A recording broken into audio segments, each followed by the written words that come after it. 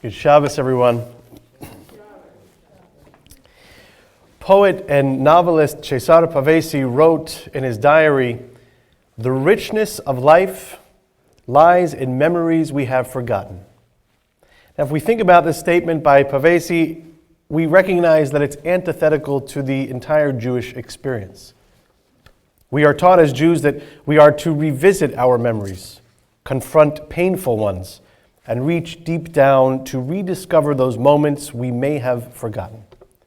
We do it 4 times a year during the Yizkor Memorial Prayer when we close our eyes and take ourselves back in time, remembering a person who is no longer here. During Yom HaShoah, Holocaust Remembrance Day, through story and song, we focus on remembering a traumatic and painful past as a Jewish people. Sometimes as a nation, we need to revisit traumatic events in our history before we can make progress. As individuals, we experience post-traumatic stress disorder when we encounter a traumatic event in our lives.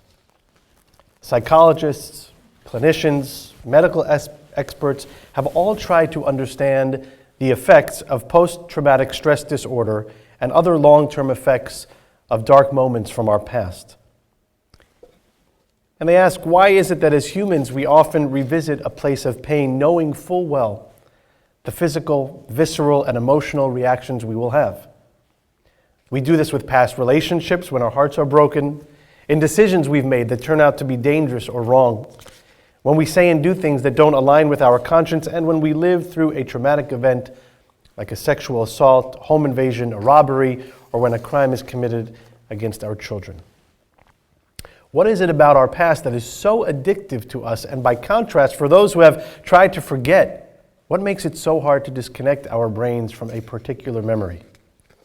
When I was 9, my family moved to Israel for a year. In Israel, I was allowed to take the bus everywhere alone at 9 years old. Went to swimming lessons, to karate, to the makolet, Israel's equivalent to the New York City bodega. By contrast, when I was living in Queens, I wasn't allowed to get on a train until I was 15 alone. The level of safety and security we had in Israel was so high that we would leave our doors unlocked. And then one night, as my family and I were sleeping, 2 intruders penetrated the outer gate, climbed up a wall, and picked the lock to our balcony, gaining entry to the apartment. They sprayed us with a chemical that is fast-acting and is designed to have a similar effect to twilight anesthesia, where a person is sedated but still conscious. They took money and some small items, but we were unharmed. But that moment really left me scarred for life. And to this day, there are triggers that give me flashbacks to that moment. It's something I simply cannot escape. I've seen psychologists, psychiatrists, I've tried hypnotherapy, I've been prescribed medication, but nothing can prevent my brain from rewinding to that particular place in time. In this week's Torah portion, for all its richness, there is one story that strikes me as the most important, or at least one that is relevant to the theme of revisiting and potentially reconciling painful memories. In Parshat Vayechi, we read that Jacob is on his deathbed. Joseph, who is now reunited with his family, joins his brothers at Jacob's bed to receive a final blessing. Soon after, Jacob dies. And Joseph's brothers become fearful that Joseph will seek revenge for what they had done to him decades earlier. And they assume that because Jacob is now dead, that Joseph isn't tied to any moral clarity that his father may have provided.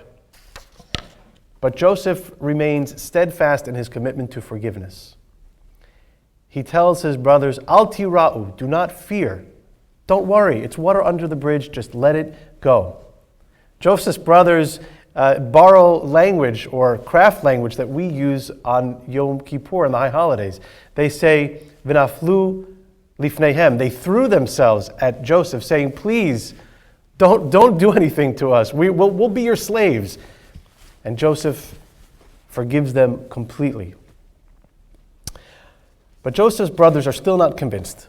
And there's a powerful midrash, a commentary on the Torah, that invites us to imagine Joseph and his brothers as pallbearers, carrying their father Jacob to be buried.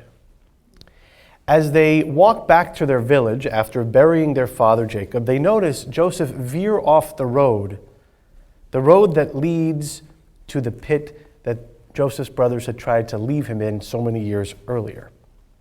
In other words, Joseph's brothers believed that by Joseph visiting the pit, reliving that moment, that would trigger Joseph, forcing him to affirm the reality that his brothers had tried to murder him, and that reliving that moment would make Joseph angry and seek revenge.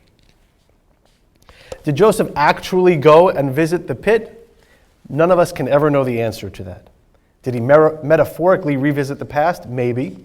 But what I want to suggest is that, as radical as it may seem, is that Joseph wasn't actually one person.